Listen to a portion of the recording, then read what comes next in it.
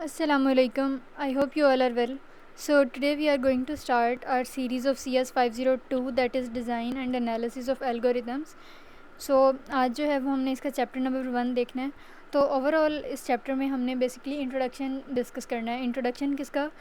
Algorithm का. ठीक है, ये वर्ड का ओरिजिन कहाँ से है, कैसे ये ओरिजिनेट हुआ, उसके अलावा हम इस चैप्टर में क्या क्या देखेंगे, क्या नहीं देखेंगे, और उसके अलावा कुछ मैथमेटिकल टूल्स को हम डिस्कस करेंगे. ठीक है, so stay tune till the end of the video.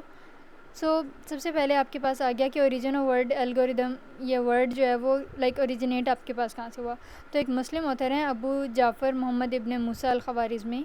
ठीक है, तो उनकी एक बुक थी बेसिकली, तो वहाँ से उनकी जो उनका जो वर्क था वहाँ से ये वर्ड एल्गोरिदम अराइज़ हुआ. ठीक है, अलजब्रा और एल्गोरिदम वहीं से जो है वो डिराइव किए गए.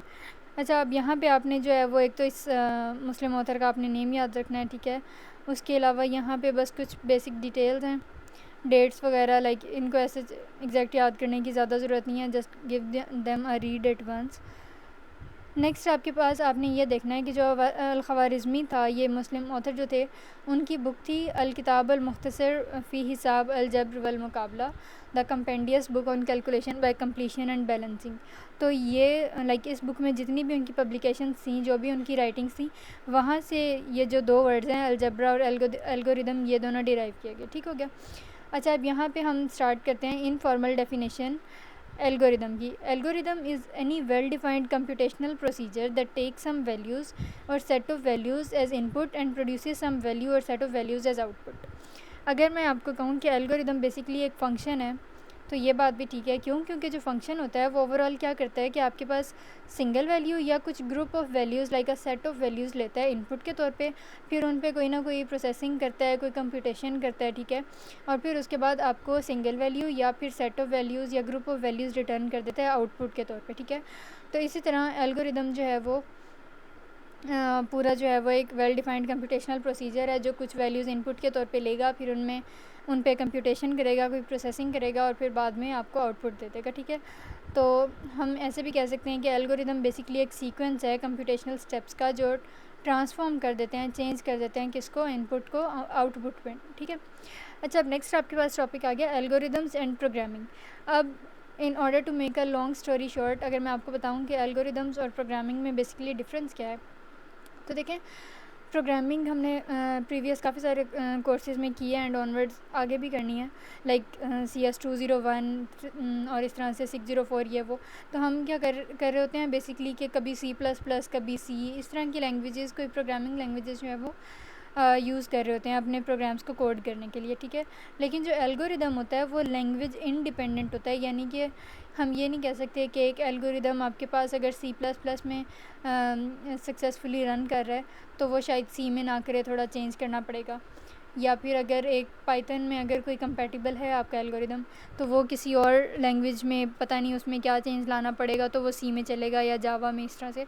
तो ऐसा नहीं होता. जो प्रोग्रामिंग लैंग्वेजेस होती हैं वो डिपेंड करती हैं किसी प्रोग्रामिंग लैंग्वेज पे, प्रोग्रामिंग आपकी डिपेंड करती है. इसी तरह कंपाइलर पे डिपेंड करता है, मशीन जो हम यूज़ कर रहे हैं, जो कंप्यूटर यूज़ कर रहे हैं, उन सब पे डिपेंड करती है कौन, प्रोग्रामिंग. लेकिन जो एल्गोरिदम्स होते हैं वो क्या होता है कि वो बेसिकली एक मैथमेटिकल एंटिटी होती है. Mathematical entity in a sense कि हम कोई प्रॉपर एक मैथमेटिकल मॉडल जो है वो कंप्यूट करेंगे, डिराइव करेंगे, डिवाइस करेंगे, और फिर हम उसको फर्दर जो है वो यूज़ करेंगे डिफरेंट एल्गोरिदम्स को चेकआउट करने के लिए. ठीक है, अब यहाँ पे बात हो रही है कि एल्गोरिदम डिज़ाइंस को हमने स्टडी क्यों करना है. तो अगर आपको याद हो कि जब हमने डेटा स्ट्रक्चर्स का कोर्स पढ़ा था, तो उसमें हमने कहा था कि डेटा स्ट्रक्चर सिर्फ डेटा स्ट्रक्चर्स नहीं है, ये एल्गोरिदम पे भी डिपेंड कर रहा होता है. मतलब डेटा स्ट्रक्चर्स और एल्गोरिदम काफ़ी जो हैं वो काफ़ी हद तक एक दूसरे पे डिपेंडेंट हैं. कैसे कि जिस तरह कोई डेटा स्ट्रक्चर जो है वो बेस्टेस्ट नहीं होता, हमने देखना होता है कि कौन सा डेटा स्ट्रक्चर किससे जो है वो बेहतर है, किससे बेहतर नहीं है. जैसे लिंक लिस्ट, उसके अलावा BSTs, हीप सॉर्ट, और ये सारा कुछ हमने पढ़ा था. इसी तरह जो एल्गोरिदम होता है वो डिपेंड करता है गुड प्रोग्राम डिज़ाइन पे. ठीक है, अब गुड प्रोग्राम डिज़ाइन क्या होता है वो हम इसी चैप्टर में डिटेल में डिस्कस करेंगे. लेकिन यहाँ पे एक बात आपने ये याद रखनी है कि अगर फॉर एग्ज़ाम्पल आपने कोई अच्छा कंप्यूटर लिया है जो बहुत ज़्यादा उसकी मेमोरी है या उसकी एफिशिएंसी बहुत ज़्यादा है, तो हो सकता है कि जो हम एल्गोरिदम उस पर रन करवाएं वो हमारा एफिशिएंटली अच्छे से रन हो, लेकिन हमें ख़ुद से ऐसा एल्गोरिदम नहीं बनाना जिसकी यही कंडीशन हो, यही शर्त हो कि इतनी मेमोरी का इतना फास्ट हम कंप्यूटर या लैपटॉप लेंगे तो अच्छे से रन करेगा, अदरवाइज़ नहीं करेगा। क्यों? क्योंकि जो एल्गोरिदम होता है that is machine independent, machine पे, कंपाइलर पे, आपकी लैंग्वेज पे, किसी चीज़ पे एल्गोरिदम जो है वो डिपेंड नहीं करता इनमें से, ठीक है। अब यहाँ पे बात आ गई कि जो इश्यूज़ होते हैं प्रोग्रामिंग प्रोजेक्ट्स में वो बेसिकली दो तरह के होते हैं। एक होते हैं मैक्रो इश्यूज़ और एक हैं माइक्रो इश्यूज़। अगर हम सबसे पहले मैक्रो इश्यूज़ की बात करें तो मैक्रो इश्यूज़ में क्या होता है कि इस तरह के आपके पास इश्यूज़ होते हैं, ऐसे एलिमेंट्स होते हैं जो बेसिकली ये लाइक डेवलप आइडिया कर रहे होते हैं कि डिफरेंट अगर कोड्स ऑफ सॉफ्टवेयर हैं, कोड्स ऑफ प्रोग्राम है, तो वो आपस में एक दूसरे से कोऑर्डिनेट, कम्युनिकेट या मतलब आपस में एक दूसरे से कैसे कोऑर्डिनेटेड हैं, ठीक है। या फिर एक कोई कॉम्प्लेक्स सॉफ्टवेयर हम डेवलप करने जा रहे हैं, कोई कॉम्प्लेक्स प्रोग्रामिंग सिस्टम डेवलप करने जा रहे हैं, तो वो हम कैसे इस्टेब्लिश करेंगे। तो ये सारे मैक्रो इश्यूज़ होते हैं, ठीक है। और ये जो मैक्रो इश्यूज़ होते हैं ना, ये बेसिकली हम सॉफ्टवेयर इंजीनियरिंग में कवर कर रहे होते हैं, राइट। नेक्स्ट आपके पास और इसके अलावा दूसरे आगे आपके पास माइक्रो इश्यूज़। देखें जो माइक्रो इश्यूज़ होते हैं ना वो स्मॉल क्रिटिकल सेक्शंस के साथ डील करते हैं। अब स्मॉल क्रिटिकल सेक्शंस या स्मॉल क्रिटिकल पोर्शंस किसी सॉफ्टवेयर के क्या होते हैं कि फॉर एग्जांपल ये हमने लाइक CS504 में या एक दो सब्जेक्ट्स और हैं जिनमें हमने ये पढ़ा हुआ है कि जो 80% एग्जीक्यूशन टाइम है वो 20% ऑफ द कोड में लगता है। लाइक आपने पूरा एक प्रोग्राम लिखा, उसमें से कुछ 20% कोड या कुछ फॉर एग्जांपल लाइंस आपके प्रोग्राम की ऐसी होंगी जिन पे बाकी सारा प्रोग्राम, बाकी सारी आपकी लॉजिक जो है वो रिलाई कर रही होगी। तो उस 20% के स्मॉल क्रिटिकल जो बहुत इंपॉर्टेंट आपका पार्ट ऑफ प्रोग्राम है उसको बनाने में, उसको कंप्यूट करने में, उसको लिखने में आपका 80% टाइम जो है वो एग्जीक्यूशन का यूज़ होगा। तो बेसिकली यही जो 20% कोड है ना, इनके इश्यूज़ को हमने देखना है माइक्रो इश्यूज़ में, ठीक है। माइक्रो इश्यूज़ में हम स्मॉल क्रिटिकल सेक्शंस को डिस्कस करते हैं। उसके अलावा मैक्रो इश्यूज़ में हम सॉफ्टवेयर इंजीनियरिंग की साइड पे जो है वो मेजरली डील कर रहे होते हैं, ठीक है। अब यहाँ पे एक बात हो रही है कि अब फॉर एग्जांपल क्या होता है कि मोस्ट ऑफ़ द टाइम जो प्रैक्टिस है कॉमन डेवलपर्स की या प्रोग्रामर्स की, वो क्या करते हैं कि लाइक एक कोई भी एल्गोरिदम, कोई भी डेटा स्ट्रक्चर, ओवरऑल मतलब कोई भी डिज़ाइन सेलेक्ट किया, उस पर सारा काम कर लिया और फिर उसके बाद जब उसको रन करके देखा, एग्जीक्यूट करके देखा, तो रियलाइज़ हुआ कि ये तो ठीक से चला नहीं। तो फिर पता चलता है कि अच्छा या तो डेटा स्ट्रक्चर ठीक नहीं था यूज़ किया या फिर एल्गोरिदम हमने सूटेबल चूज़ नहीं किया था। तो क्या होता है कि इतना टाइम और इतना हार्ड वर्क आपका जो और इतने रिसोर्सेज जो लग गए होते हैं वो तो नहीं डेफिनेटली दोबारा वापस आ सकते। तो इसका एक लाइक प्लान बी जिसे हम कहते हैं, प्लान बी ये हो सकता है कि पहले आप अच्छे तरीके से एनालिसिस करके कोई अच्छा सा एल्गोरिदम और कोई अच्छा सा लाइक आपके पास जो डेटा स्ट्रक्चर है वो डिसाइड कर लें और फिर उसके बाद जो है वो अपनी फ़र्दर प्रोसेसिंग स्टार्ट करें। इससे क्या होगा कि हमारे रिसोर्सेज और हमारा जो टाइम है वो दोनों जो हैं वो सेव हो जाएंगे, ठीक हो गया।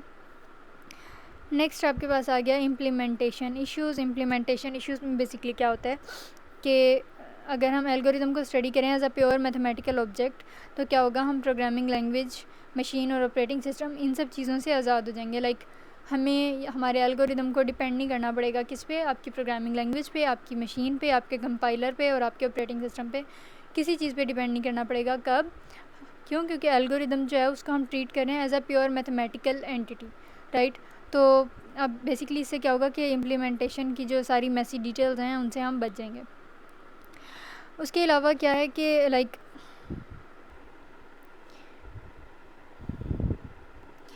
इसमें आपके पास क्या है इम्प्लीमेंटेशन इश्यूज़ में कि एक लोकेलिटी ऑफ रेफरेंस का कॉन्सेप्ट दिया गया है। देखें लोकेलिटी ऑफ रेफरेंस में हम बेसिकली क्या करते हैं कि जो डेटा बार बार असेस किया जाता है, जो बार बार यूज़ हो रहा होता है ना डेटा, उसको हम रजिस्टर्स में या कैशे मेमोरी में जो है वो रख लेते हैं। इसकी वजह से क्या होता है कि जब जब हमारे प्रोग्राम को, जब जब हमारे सोर्स कोड को ज़रूरत होती है उस डेटा की जो बार बार असेस किया जा रहा है, तो वो इजीली हम रजिस्टर से या कैशे मेमोरी से फेच कर लेते हैं। अब अगर हम बात करें कि भाई एल्गोरिदम तो प्योर मैथमेटिकल एंटिटी है तो हमें तो ये देखने की ज़रूरत ही नहीं है लोकेलिटी ऑफ रेफरेंस, लेकिन realm ऑफ मैथमेटिक्स में, मैथमेटिक्स की किंगडम में भी अगर एक अच्छा एल्गोरिदम का डिज़ाइनर है, वो क्या करेगा कि वो मैथमेटिकल कंप्यूटेशन पे भी फोकस रखेगा, लेकिन इम्प्लीमेंटेशन इश्यूज़ को भी देखेगा। यानी कि वो देखेगा कि मैं अपनी मैथमेटिकल कंप्यूटेशन में भी जो डेटा बार बार यूज़ कर रहा हूँ, जो असेस करना चाह रहा हूँ बार बार, उसको मेक श्योर करेगा कि वो फिर भी किसी रजिस्टर और कैशे मेमोरी में ही रहे। तो ओवरऑल कहने का मकसद ये है कि अगर एक अच्छा एल्गोरिदम हमने कंप्यूट करना है, या अगर हम एक अच्छे एल्गोरिदम डिज़ाइनर बनना चाहते हैं, तो उसके लिए ज़रूरी है कि हम उसको as a pure mathematical entity भी डील करें, लेकिन साथ साथ हम इम्प्लीमेंटेशन इश्यूज़ को भी देखें। अब यहाँ पे एग्जांपल आपको क्या दी हुई है, जैसे सॉर्टिंग है, basically heap sort, merge sort और क्विक सॉर्ट। तो बेसिकली अगर हम मैथमेटिक्स के पॉइंट ऑफ व्यू से देखें तो तीनों का रनिंग टाइम जो है वो कांस्टेंट है, लेकिन अगर हम देखें कि वर्चुअली सब मॉडर्न मशीन्स पे फास्टेस्ट कौन रन करता है, तो क्विक सॉर्ट। तो अगर कोई डिज़ाइनर एल्गोरिदम का सिर्फ ये कहे कि मैं तो मैथमेटिकल एनालिसिस कर रहा हूँ, तो सबका रनिंग टाइम बराबर है, तो खैर है, मैं हीप सॉर्ट यूज़ करूँ, मर्ज सॉर्ट यूज़ करूँ या क्विक सॉर्ट। लेकिन अगर आपने उसको इम्प्लीमेंटेशन इश्यूज़ को भी साथ लेके चलना है, तो फिर हम डेफिनेटली क्विक सॉर्ट यूज़ करेंगे, राइट। तो ये सारी बात आ जाती है गुड प्रोग्रामिंग डिज़ाइन की। और गुड प्रोग्रामिंग डिज़ाइन में सबसे पहले हमने क्या करना होता है कि आपने जो है वो कुछ अच्छे से डिज़ाइंस को पहले कंसीडर करना है, ठीक है, मैथमेटिकल पॉइंट ऑफ व्यू से भी और एल्गोरिदमिक पॉइंट ऑफ व्यू से भी, राइट। फिर उसके बाद आपने कुछ practical matters like locality of reference और मेक श्योर करना है कि रजिस्टर्स और कैशे मेमोरी में सारा कुछ पड़ा हो। फिर उसका एक प्रोटोटाइप बनाना है, ठीक है, प्रोटोटाइप पे टेस्टिंग होती है। उसके अलावा कुछ बेस्ट डिज़ाइंस को लाइक उसमें से यूज़ करना है, और फिर फाइनल जो है वो उसकी प्रोसेसिंग करनी है। तो ये सारे कुछ आपके पास ओवरऑल प्रोसीजर्स हैं जो एक अच्छे एल्गोरिदमिक डिज़ाइन में शामिल होते हैं, ठीक है। नेक्स्ट आपके पास कोर्स रिव्यू है, इसमें हमने 4 चीज़ें बेसिकली पढ़नी है, बट दिस डजेंट मीन कि अब जैसे सबसे पहले मैथमेटिकल टूल्स है, तो मैं आपको कहूँ कि पहले 10 चैप्टर मैथमेटिकल टूल्स पे हैं, फिर अगले 10 जो हैं वो एल्गोरिदमिक प्रॉब्लम्स पे हैं, फिर अगले 10 उस पर अगले नहीं, बल्कि क्या होगा कि जब हमें मैथमेटिकल टूल्स की ज़रूरत पड़ेगी तो हम मैथमेटिकल टूल्स को यूज़ कर लेंगे, जब हमें एल्गोरिदमिक प्रॉब्लम्स को डील करने की ज़रूरत पड़ेगी तो हम एल्गोरिदमिक प्रॉब्लम्स को डील कर लेंगे। इसी तरह थर्ड आपके पास है कि डिफरेंट एल्गोरिदमिक प्रॉब्लम्स और उनके सोल्यूशन की टेक्निक्स हम ढूंढेंगे, ठीक है। और इसी तरह फोर्थ आपके पास कैटेगरी आ जाएगी एनपी कंप्लीटनेस की। एनपी कंप्लीटनेस बेसिकली क्या होता है आपके पास, जो है एनपी कंप्लीटनेस बेसिकली होती है ना, तो N P means non deterministic problems. तो आपके पास कुछ एल्गोरिदम्स और कुछ एल्गोरिदमिक प्रॉब्लम्स इस तरह की आएंगी जिनका जो सोल्यूशन है ना वो इनफाइनाइट टाइम ले रहा होता है कंप्लीट होने के लिए, ठीक है। मतलब सिर्फ कुछ मिनट, कुछ घंटे नहीं, बल्कि इनफैक्ट दिन या सदियाँ भी गुजर जाती हैं। कुछ एल्गोरिदम्स हमारी रियल लाइफ में एग्जिस्ट ऐसे करते हैं। तो ऐसे एल्गोरिदमिक प्रॉब्लम्स जिनको देख के पता चल जाए कि इनका एल्गोरिदम बेशक जितना मर्ज़ी हम एफिशिएंटली इम्प्लीमेंट कर लें, उनका आंसर जो है वो मतलब उसका कोई सोल्यूशन जो है वो नज़दीक आपके पास नहीं आ सकता, उनको एनपी कंप्लीटनेस मतलब उन प्रोग्राम्स के सेट को हम एनपी कंप्लीट प्रोग्राम्स कहते हैं, ठीक है। तो जो एनपी कंप्लीट प्रॉब्लम्स हैं वो प्रॉब्लम्स होती हैं जिसमें कोई भी एफिशिएंट एल्गोरिदम आज तक जो है वो आइडेंटिफाई नहीं किया गया कि उसको यूज़ करें और आंसर आपके पास जल्दी से आ जाए, ठीक है। और ना किसी को ये यकीन है कि कोई ऐसा सोल्यूशन एग्जिस्ट करता भी है या नहीं कि जो आंसर आपको क्विकली दे सके उसका, ठीक है। उसके अलावा आपके पास नेक्स्ट आ गया कि एनालाइजिंग एल्गोरिदम्स। अब एल्गोरिदम्स को जब भी हम एनालाइज करते हैं कि एक एल्गोरिदम किसी दूसरे से क्यों अच्छा है या क्यों बुरा है या क्यों एक जैसा है, तो वो दो फैक्टर्स पे डिपेंड करता है। एक उसका होता है रनिंग टाइम और सेकंड होती है मेमोरी। कि एक एल्गोरिदम अगर दूसरे से लाइक कम टाइम में एग्जीक्यूट हो रहा है तो हम कहेंगे कि जो कम टाइम में एग्जीक्यूट हो रहा है वो अच्छा एल्गोरिदम है। इसी तरह जो कम मेमोरी कम स्पेस लेगा हम कहेंगे वो अच्छा है।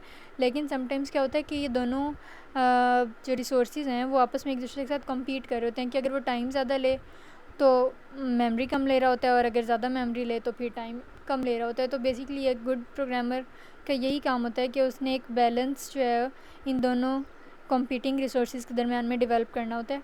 और वो बैलेंस किस तरह डिपेंड करना लाइक कैसे बैलेंस क्रिएट करना होता है वो कंडीशंस पे डिपेंड करता है कि उस वक्त क्या सिनेरियो है और हमें क्या चाहिए और किस चीज़ में कॉम्प्रोमाइज़ हो सकता है और किस चीज़ में नहीं हो सकता, ठीक है। नेक्स्ट आपके पास आ गया model of computation. Model of computation में हम बेसिकली क्या करते हैं कि जैसे मैंने आपको बताया कि जो प्रोग्रामिंग के कंपैरिजन में जो एल्गोरिदम होता है that is independent of any machine और एनी कंपाइलर और एनी प्रोग्रामिंग लैंग्वेज, ठीक है। तो एनालिसिस में लाइक एल्गोरिदम में हम क्या करते हैं कि हम कहते हैं कि जो एल्गोरिदम है ना हमारे पास वो मैथमेटिकल एंटिटी है, कि हम तो कोई like mathematical set of rules device करेंगे और उससे हमारा एल्गोरिदम सारा डिपेंड करता है। तो अब कहने का मकसद है कि अगर एल्गोरिदम वाकई एक मैथमेटिकल एंटिटी है तो ये लाजमी बात है कि हम कोई ऐसा मॉडल बना सकते हैं कंप्यूटेशन का, जो एक हमारे पास एक सेट ऑफ रूल्स, एक मॉडल आ जाए कंप्यूटेशन का, और जब भी हम उस मॉडल ऑफ कंप्यूटेशन को यूज़ करें तो वो स्पेसिफिक एल्गोरिदम आपके पास जो है वो रन कर पड़े। ठीक है, तो यहाँ पे एक एग्जांपल आपको एक आइडियली दी हुई है रैंडम एक्सेस मशीन की। तो रैंडम एक्सेस मशीन बेसिकली क्या है, ये जेनेरिक है, लाइक सब एल्गोरिदम्स के लिए इक्वली एप्लीकेबल है। उसके अलावा सिंगल इसमें प्रोसेसर यूज़ होता है। तो रैंडम एक्सेस मशीन एक आइडियलाइज्ड मशीन है with an infinitely large random access memory, जिसकी मेमोरी भी बहुत ज़्यादा है। ठीक है, इन्फिनेटली लार्ज है। उसके अलावा इसमें क्या होता है कि जो आपके पास इंस्ट्रक्शंस हैं वो 1 बाय 1 रन करती हैं। 1 बाय 1 का क्या मतलब है, इन अ सीरियल फैशन जो है वो रन करती हैं। कोई पैरेललिज्म नहीं होती, कोई इस तरह से पैरेलल फैशन में रन नहीं करती, बल्कि सीरियलाइजेबिलिटी होती है कि एक के बाद दूसरी, दूसरी के बाद तीसरी, इस तरह से इंस्ट्रक्शंस जो हैं वो रन करती हैं। और जो इंस्ट्रक्शंस रन होती हैं, जैसे एक प्रोग्राम हमने फर्स्ट ईयर में या छोटी क्लासेस में पढ़ा था कि बेसिकली एक प्रोग्राम क्या होता है, जो इंस्ट्रक्शंस सेट ऑफ इंस्ट्रक्शंस लेता है इनपुट के तौर पे और फिर उसको प्रोसेस करके आउटपुट में कन्वर्ट कर देता है। इसी तरह हमने जैसे यहाँ पे कहा कि वो सेट ऑफ इंस्ट्रक्शंस लेगा, तो नाउ द क्वेश्चन अराइजेस कि वो जो सेट ऑफ इंस्ट्रक्शंस लेगा वो इंस्ट्रक्शंस करेंगी क्या। तो वो इंस्ट्रक्शंस कोई ना कोई बेसिक ऑपरेशन परफॉर्म करेंगी। ठीक है, अब वो बेसिक ऑपरेशन आपके पास लाइक कोई अरिथमेटिक ऑपरेशन भी हो सकता है, addition, subtraction, multiplication and integer division. उसके अलावा वो कोई कंपैरिजन भी हो सकता है, ग्रेटर दैन, लेस दैन और equal to, not equal to. इसी तरह वो कोई बॉलियन ऑपरेशन भी हो सकता है, ट्रू फॉल्स वाला। इसी तरह अगर आपने किसी एरे के एलिमेंट्स को असेस करना है तो वो भी हो सकता है। ठीक है, तो हम यहाँ पे ये बात मान के चल रहे हैं कि जो बेसिक ऑपरेशन होगा ना, जो भी, वो हर बेसिक ऑपरेशन कोई ना कोई कांस्टेंट टाइम लेता है एग्जीक्यूट होने के लिए। ठीक है, लेकिन आपको पता है कि there is never a free lunch. तो जहाँ पे कुछ एडवांटेजेस होते हैं वहाँ पे डिसएडवांटेजेस भी होते हैं। तो हमने मॉडल ऑफ़ कंप्यूटेशन के लाइक फ़ायदे तो देख लिए कि हमने एक सिंगल जेनेरिक स्टैंडर्ड बना लिया मॉडल ऑफ़ कंप्यूटेशन, और उसको जो है अब तो मतलब एग्जीक्यूट करना, कंप्यूट करना बहुत आसान हो गया। लेकिन इसमें कुछ लूप होल्स या हिडन वेज भी हैं जिसमें रूल्स जो हैं वो सारे आगे पीछे हो जाते हैं या फिर फॉलो नहीं किया जाता। उसकी कुछ रीज़न्स हैं जैसे लोकेलिटी ऑफ रेफरेंस वगैरह। तो ये सारी हम डिटेल में इंशाल्लाह डिस्कस करेंगे। सो यहाँ तक आपका जो है वो चैप्टर 1 था। इसमें कोई भी क्यूरी या हो confusion, you can always drop a comment and I will answer your questions. And if you are new to the channel, then don't forget to subscribe and hit the bell icon as well. Till then, Khuda Hafiz.